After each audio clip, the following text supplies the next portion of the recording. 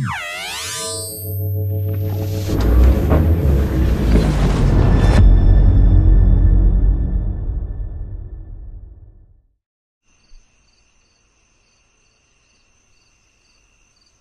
kwentong ito ay may kaugnayan sa binatang sabungero at ang mutya ng reyna ng mga langgam. Itatampok sa paksang ito ang talambuhay ni Lolo Ambo, ang mismong namayapang abuelo ni Tolome, kung paano nakuha nito ang mutya ng langgam at kung ano ang naging papel nito sa mundo ng sabong noong ito'y nabubuhay pa. At bago ko po simulan ang kwento, huwag po muna sanang kalimutang mag-subscribe, like, at pindutin ang notification bell para ma-update kayo sa mga susunod kong kwento. Salamat! Magandang araw o gabi sa iyo, Sir Sid. Ako pala si Tolme, ang dati niyong sender. Muli akong sumulat para ibahagi sa inyong masusugid na tagapakinig ang naging karanasan ng aking Lolo Ambo sa mundo ng sabong at kung paano nito nakuha ang mutya ng reyna ng mga langgam na pinamana nito sa aking tatay Ramon at naipamana naman sa akin simula ng patayin ang aking tatay ng sabongerong aswang at pinaslang naman ito ng talisayin kong panabong na manok. Ang kwentong ito ay walang kinalaman sa aking buhay dahil lahat ng itatampok kong istorya ay hango sa talambuhay ng aking lolo sa kapanahunan nito ng kanyang kabataan na kung saan nagamit nito ang tangan niyang mutya, nakitilin ang buhay ng isang mabalasik na nilalang na tinatawag na aswang. Naganap ang pangyayari ito sa taong 1978 o 1978 at nasa edad pa lang noon si Lolo Ambo na 20. Taong 1978 ay payak lang ang pamumuhay ni na Lolo Ambo at ganap pa siya noon na binata. 5 silang magkakapatid at panganay ang aking abuelo.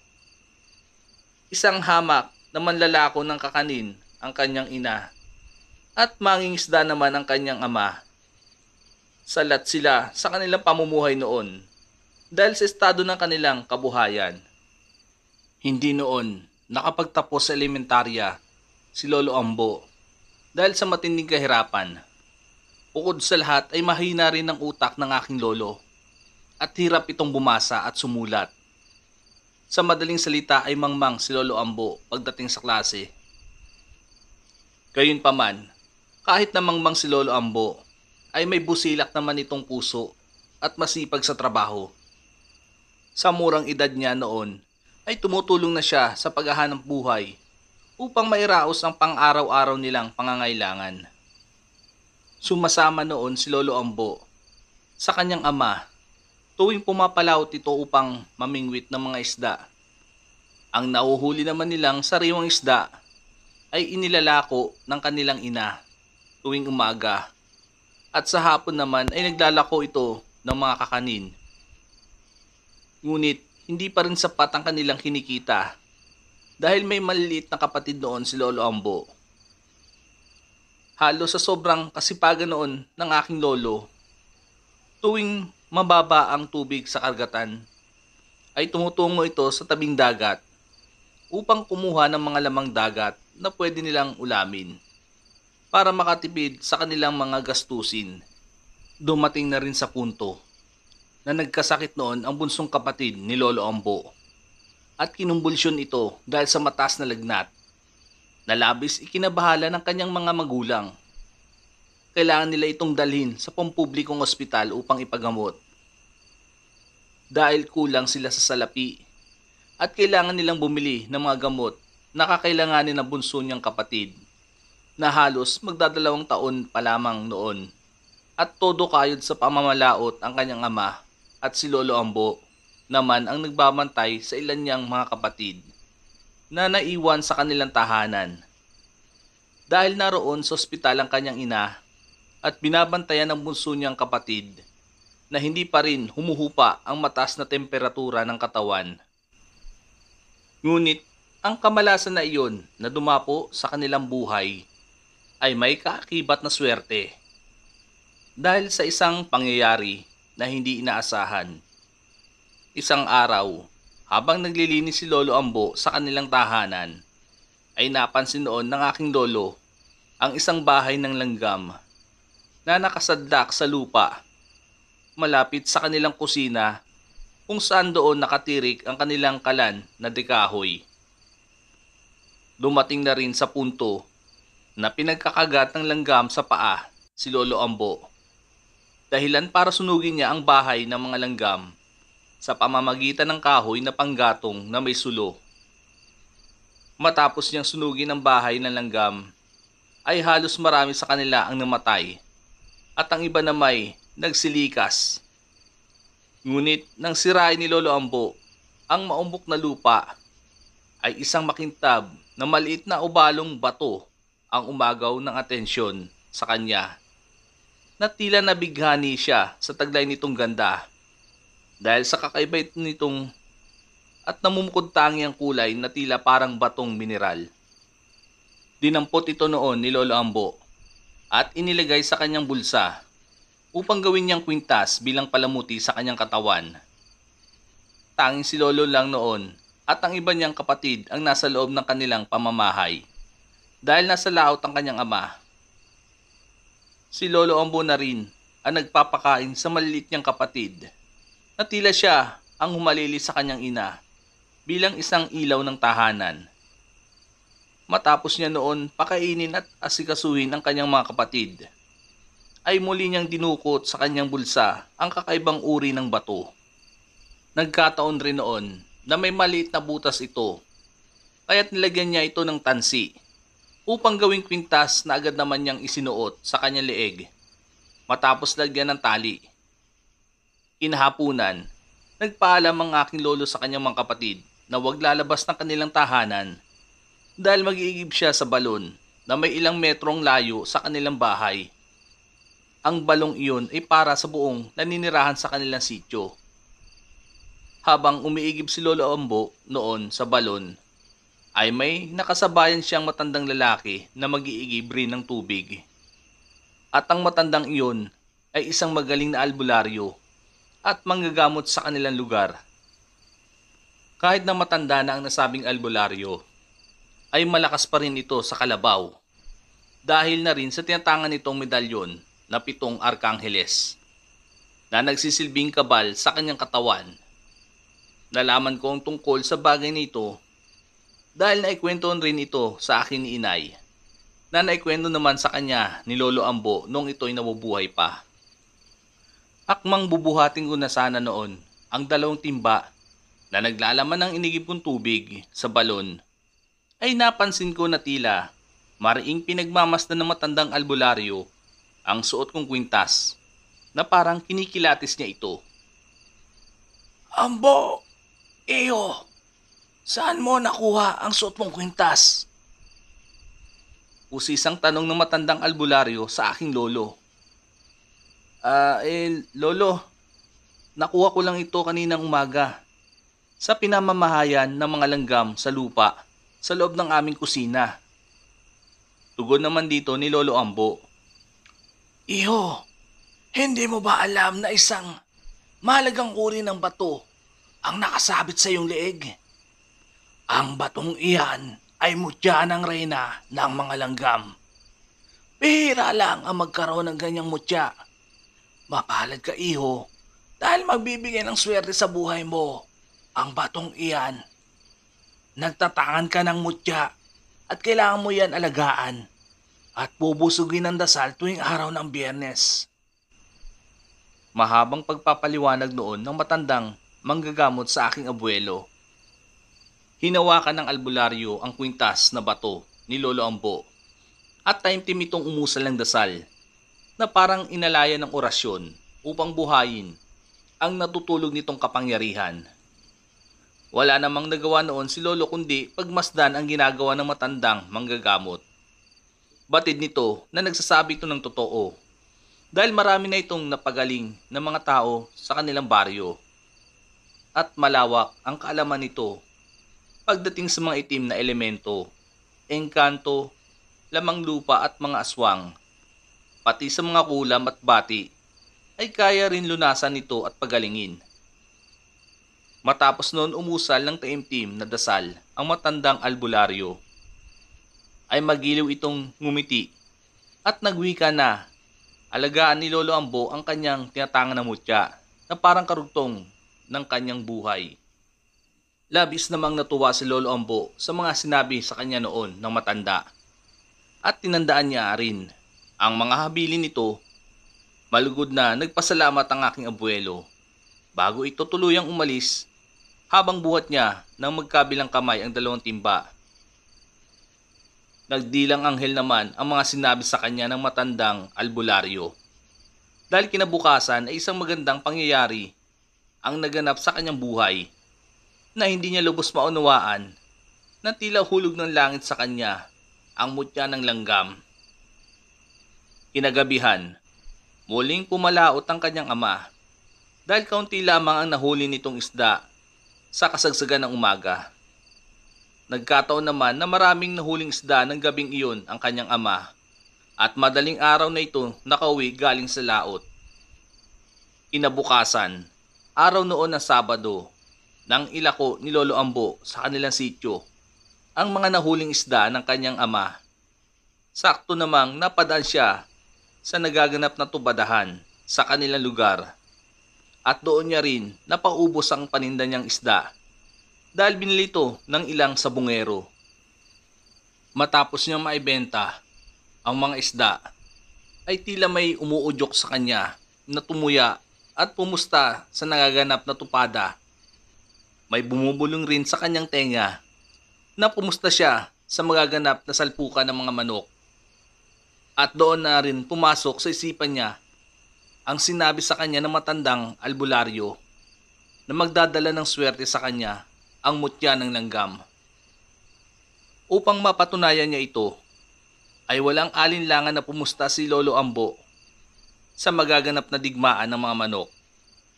Halos ipinusta niya ang buong hawak niyang salapi noon. Kahit na kinakabahan noon si Lolo Ambo, ay pilit pa rin niyang tinatagan ang kanyang sarili. Siguradong mananagot siya sa kanyang ama pag natalo siya sa tupada o sabong. Isang malapad na ngiti ang gumuhit sa labi ng aking lolo nang manalo ang pinustahan niyang manok. Walang kasing saya ang namumutawi sa kanyang katauhan dahil na doble ang hawak niyang salapi. Muling tumaya si Lolo Ambo sa sumunod na labanan at halos nanalo ulit ang aking lolo. Dumating na rin sa punto na 4 na beses nang nanalo sa pustahan ng aking abuelo. Ngiting tagumpay noon si Lolo Ambo nang makauwi ito sa kanilang bahay dahil sa malaking halagang pera na hawak niya. Tinanong siya ng kanyang ama kung saan galing ang pera at inamin naman niya ang buong katotohanan. Gayunpaman, nagalit pa rin ang kanyang ama dahil masama raw tumaya sa sugal. Ngunit naibsan naman ito ng tuwa dahil malaking salapi ang naiuwi noon ng kanyang anak na makakatulong sa bayarin sa ospital kung saan nakakonfine ang kapatid ni Lolo Ambo at mabibili na rin nila ang mga kailangan na gamot. Sa mga lumipas pang mga araw, ay nakahiligan na ni Lolo Ambo ang tumaya sa tupada sa kanilang sityo hanggang sa makalikom siya ng malaking halaga na magagamit nila sa pang-araw-araw nilang mga gastusin. Nailabas na rin nila noon sa ospital ang bunso niyang kapatid at hindi na rin naglalako ng mga kakanin ang kanyang ina dahil nagtayo sila ng maliit na tindahan sa harapan ng kanilang munting tahanan. Inalaunan, nagsimula na rin bumili ng inahing manok ang aking lolo upang alagaan ang mga ito at bumili na rin siya ng mga panabong na manok na kaya niyang alagaan at gagamitin sa sabong at tupada. Naging tuloy-tuloy naman ang grasyang dumating sa buhay ni na Lolo Ambo at nagawa niyang ipaayos ang kanilang munting tahanan. Ngunit hindi pa rin nakakalimot si Lolo Ambo na dasalan ang tangan niyang mutya at humingi siya dito ng pasasalamat. Tila kinakausap niya ang mutya na para niyang matalik na kaibigan. Nagsimula na rin magpakondisyon ng mga manok ang aking lolo dahil papasukin na niya noon ang mundo ng sabong. Nagulantang naman ang mga sabongero nang ilaban ni Lolo Ambo ang isa niyang tandang na may mapupulang balahibo. Dahil mabilis lang natalo ng manok ni Lolo ang manok ng kalaban. Sa mga lumipas pang mga linggo at buwan ay naging tanyag si Lolo Ambo sa aming sityo at maging sa karatig sityo bilang isang magaling na sabongero. Dahil ni minsan ay hindi pa ito natatalo sa sabong. Lumipas ang isang taon, tuloy nang dumami ang mga alagang panabong na manok ni Lolo Ambo. Galing sa binhi ng kanyang mga inahing manok na halos inalagaan niya ng mabuti, na tila bahagi na ng kanyang pamilya.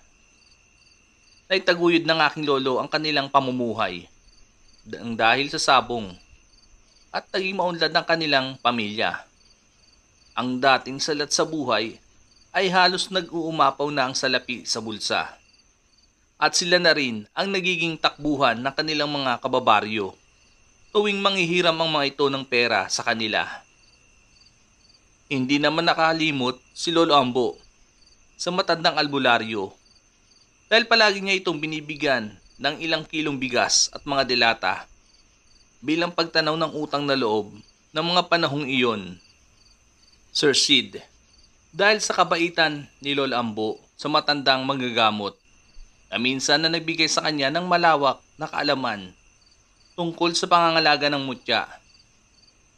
Nagulat na lang ang aking lolo nung binigyan siya ng matanda ng tansong tari na dating pagmamayari ng ama nito na dati ring sabongero noong ito'y nabubuhay pa. Muling nagpasalamat noon si Lolo Ambo sa matandang albularyo dahil sa binigay nito na tansong tari na sagrado sa bertud na mas lalong nagdala sa kanya ng swerte sa mundo ng sabong. Naging tanyag noon si Lolo Ambo sa kanilang sinasakupan at naging marangya ang kanilang pamumuhay. Nakilala ang kanilang pamilya sa buong sakop ng lalawigan ng Erosin na siya namang tinatamasa noon ng aking mga magulang bago kami isilang sa mundong ibabaw. Bukod sa pagiging buenas o swerte noon ni Lolo Ambo, ay nagbago rin ang espiritual at pisikal na lakas ng aking lolo. Naging malakas ang kanyang pakiramdam sa paligid at naging matalas rin ang kanyang paningin sa dilim. Natuto siyang makiramdam noon kung may panganib na paparating sa paligid at nalalaman na rin niya ang tunay na katauhan ng isang tao kung isa ba itong aswang sa tulong ng tinatangan niyang mutya. Tuwing nakakasalamuha ng aswang noon si Lolo Ambo sa aming sityo o maging sa ibang lalawigan, tuwing dumarayo siya upang magsabong ay agad niyang nalalaman ito. Dahil umiinit ang suot niyang mutya bilang babala na may masamang elemento sa kanyang paligid. Palagi rin ginagamit ng aking lolo ang tansong tari na may bertud ng isang sabongero tuwing may laban ang kanyang mga panabong ng manok. Ngunit sa mga lumipas pang mga buwan, ay bigla nagkasakit ang ama ni Lolo Ambo dahil sa labis nitong kasipagan. Kahit na marangya na noon ang kanilang pamumuhay, ay palagi pa rin itong pumapalaot. Dahil bahagi na ng buhay ng ama ng aking lolo ang malawak na karagatan na dating nagsalba sa kanilang buhay noong dukha pa lamang sila at salat sa salapi. Bigla na lang bumagsak ang katawan ng ama ni Lolo Ambo dahil natubigan ang baga nito na nauwi sa maselang karamdaman na maaaring maging sanhi ng kanyang kamatayan kapag hindi ito naagapan. At dahil hindi pa moderno noon ang panahon, ay kulang pa sa mga kagamitan ang nasabing pampublikong ospital. Ang kailangan na lang gawin noon ng ama ng aking lolo ay wag muna itong pumalaot upang maiwasan na malamigan ang kanyang baga para hindi ito lumala. Dumating na rin ang araw na hirap na sa pagsasalita ang kanilang ama dahil nahihirapan na itong huminga. Labis na itong nangayayat at bumabakat na ang mga buto sa kalamnan na labis na ikinabahala ni Lolo Ambo at ng kanyang ina. Isang gabi, habang mahimbing silang natutulog, ay bigla na lang nagising ang diwa ni Lolo Ambo. Dahil sa kakaibang pakiramdam, biglang uminit ang ihip ng hangin at naging maalinsangan ang kasagsagan ng gabi. Dumating na rin sa punto na biglang uminit ang suot na mutya ng aking lolo. Hudyat na may masamang nilalang na umaaligid sa kanilang tahanan. Narinig din noon ni Lolo ang malalim na paghinga ng kanyang ama. Bumangon si Lolo Ombo sa pagkakahiga at marahang naglakad patungo sa silid ng kanyang mga magulang. Maingat din ang bawat hakbang ng kanyang mga paa upang hindi ito makalika ng ingay dahil batid niyang may bisita sila sa labas ng kanilang bahay para aswangin ang kanyang amang may malubhang sakit. At nang makarating ang aking Lolo Ambo sa silid ng kanyang mga magulang, ay agad namang bumungad sa kanya ang mapupulang mata na sumisilip sa siwang ng dingding, na halatang binutas ito ng matutulis na kuko ng nasabing aswang. Hindi rin ito alam ng kanyang ina dahil mahimbing pa rin itong natutulog dahil sa labis na puyat at kapaguran sa pag-aalaga sa kanyang may sakit na asawa sa buong maghapon. Hindi naman noon napansin ng aswang si Lolo Ombo dahil nasa kaliwang sulok ng dingding ang higaan ng kanyang mga magulang. Mabilis na tumungo sa kusina ang aking abuelo at kinuha nito ang sundang. Maingat siyang lumabas ng bahay na hindi man lang nalalaman ng aswang at nadatnan niya itong nakakapit sa labas ng dingding na parang isang butiki. Mabilis na lumapit si Lolo Ombo sa mabalasik na aswang at walang habas na tinaga ito ng matalas na sundang. Hindi na magawang makalaban pa ng nilalang dahil nilaslas ng aking lolo ang leg nito at bumalagta sa lupa kasabay ng pagpulandit ng masaganang dugo. Hindi pa noon nakontento ang aking lolo at sunod-sunod niya itong pinaghataw ng sundang hanggang sa itarak niya ang dulo ng itak sa dibdib ng halimaw malapit sa puso na tuluyan itong ikinasawi. Sa pagkamatay ng aswang ay muli itong bumalik sa dati nitong kaanyuan bilang tao at hindi pamilyar ang mukha nito na halatang dayo ito sa kanilang lugar. Upang hindi na malaman noon ang ginawang pagpaslang ni Lolo Ambo sa dayuhang aswang, ay hinila niya ang bangkay nito patungo sa likurang bahagi ng kanilang bakuran at doon sinunog ang labi ng mabalasik na halimaw. Halos madaling araw na nang tuluyang maging abo ang katawan ng aswang na nais biktimahin ang kanyang ama. Hindi na ito nalaman pa ng kanilang kababaryo dahil inilihim ito ni Lolo Ambo maging sa mga magulang niya upang hindi na sila mag-alala pa. Kinalaunan, lumuwas ng Maynila si Lolo Ambo kasama ang kanyang ama upang doon ipagamot sa isang magaling na espesyalista. At dahil pribado ang pinuntuhan nilang ospital, ay maayos namang nagamot ang kanyang ama. Sa Maynila na rin, nakilala ni Lolo Ambo ang babaeng bumihag sa kanyang puso. At naging ganap niya itong asawa, na siya namang lola ko ngayon. Nagkaroon sila ng anak at ang aking ama ang isa sa kanilang naging bunga. Sir Sid, hanggang doon na lang ang naikwento noon sa akin ni Inay. Dahil nakalimutan na rin ito ang ilang detalye ng talambuhay ng aking abuelo. Ang pagkakalam ko, namatay noon si Lolo Ambo dahil sa labis na katandaan. Ang pagiging sabongero ni Lolo Ambo ang dahilan kung bakit gumanda ang takbo ng kanilang buhay noon at minana naman ni Tate Ramon ang dugo ng pagiging sabongero hanggang sa manain ko rin ito at maging sa susunod pang mga henerasyon. Ipinangako ko rin sa aking sarili na oras na malapit na akong maglaho sa mundong ibabaw ay papamana ko rin sa aking panganay na anak ang tinatangang kong mutya ng reyna ng mga langgam. Ang mutya na umahon noon sa kahirapan ng aking abuelo. Hanggang dito na lamang po ang aking kwento tungkol sa talambuhay ng aking Lolo Ambo.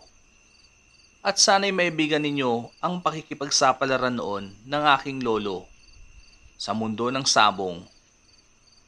Sa muli, lubos na gumagalang at nagpapasalamat ang inyong masugid na taga-subaybay, Tolome ng Erosin, Sorsogon.